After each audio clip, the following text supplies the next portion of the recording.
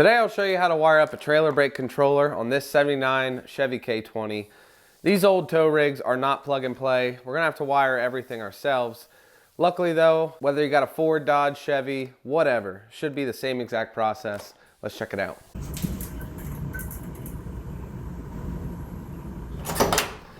Like I said, we're gonna be wiring this thing in ourselves. But since a lot of the new trucks are plug and play, when you're looking for your brake controller, a lot of them are gonna have a connection on them. This one's actually for a modern Chevy truck. That is not a concern, because we're just gonna be cutting this. We're just worried about the wires. Now, wiring is gonna be really simple. We got 4 colors. Black is gonna be a 12-volt constant. Blue is the trailer brake connection that goes all the way back to your trailer plug. Red is gonna be our brake switch that tells the brake controller when the brake pedal is being pushed, and then white is just a ground. So we'll start by finding that brake switch up underneath the dash. So on the square body trucks, there's a panel right here, and then below the steering column. Pop that off, and it reveals your brake switch connection. That's where the pedal, there's a little plunger on there that senses when the pedal's being pushed. Got a white wire and an orange wire. We'll tap into that white wire and get it connected to this red wire. So that's what it looks like. We're tapped into that connection now, and we have our red wire right here, which is ready to connect to our brake controller. Next, we'll find a good ground, which luckily on the square bodies, pretty easy. Up underneath the driver's side, right there, all those little prongs, it's like a little grounding station. And there's little tabs. You can easily put these flat blade connections there. So I already made this ground wire. I didn't have any white, so black it is. And then finally the 12-volt constant. So I got my test light and I clamped the one end to that grounding station I was just telling you about. You'll just want to find your fuse box and start poking around till you find one. Now I already did find one. It's this orange wire with the red end on it. That was plugged in right here.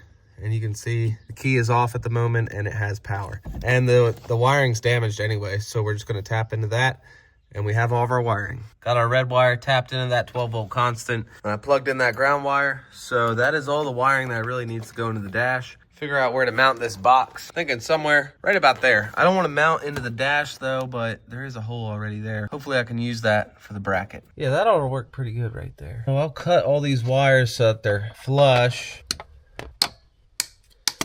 Controller itself is wired up, and as you can see, it works, turns on.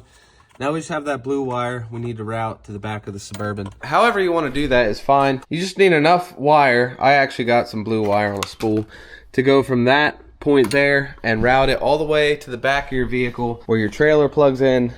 Got her to the back, and I kind of used the factory routing location for like the brake lights and everything. Up under the frame rail here, see a little bit of it there, just along the frame. And then up here in the engine bay, you can see the harness going down for the brake lights. And then I found a little spot in the firewall to run that blue wire through. And there's our wire. So I'm actually gonna hook this up now, get the controller mounted, and then pull all my slack through, get some zip ties, clean up all that wiring, make it look nice. We'll go around back to the plug. I'll show you how to wire it up. Now, this is probably the easiest part of the whole thing, is getting it wired into your 7-way connector. So we'll take this apart. Cool. Now this is looking a little crusty, but it is okay. So make sure we feed it in through the back with the rest of the wires. And we'll cut it, rip it back a little bit. So I wrote it in Sharpie, but it's also usually stamped on here. It says EB, electronic brakes. Yeah, that ain't gonna fly. Now there's supposed to be a little plate to kind of clamp everything together, but we can make do without. Threw one of these fork prong terminal things on. Should connect a lot better. Since I'm kind of rigging this together, snug that up. Now we'll get her back in. Got her buttoned up, good to go. And that pretty much wraps up the install. Been waiting to do this here. Oh yeah. Let's go find us a trailer and do a little testing. Found us a trailer to hook to with brakes, so we're all hooked up. Let's go for a little ride. Real quick on our settings here. We'll get it dialed in real quick. So gain over here, that's pretty much your stopping power, how much brake force. So 10 is the max. And then sync is how fast the brakes come on. So you can see, push the pedal, and it takes a little while to get max brake force. But if we crank this thing all the way up to 9, it goes to 10 much quicker. So your brakes come on a lot quicker. And then this is just your test. We'll actually max everything out just for our test drive, just to make sure. It'll probably lock up the trailer brakes. Just want to test, make sure it's working good. Let's test it on the gravel real quick. and they did lock up. Let's hit the hooks here and see what happens. I feel like it should lock up pretty quick since we're maxed out, but it didn't. And then again, these trailer brakes could be a little bit weak. Do the manual switch, see what happens. I can definitely feel it. So it didn't lock them up, but I definitely feel it slowing the truck down, be a little bit worn. But they are working. Definitely a successful install. I'm pretty excited to get like a camper on there, like with some weight, decent load behind us, and see how it tows, see how it stops. Successful install. So that's gonna wrap it up for this one, guys. Hope you enjoyed it. Hope you got some use out of it.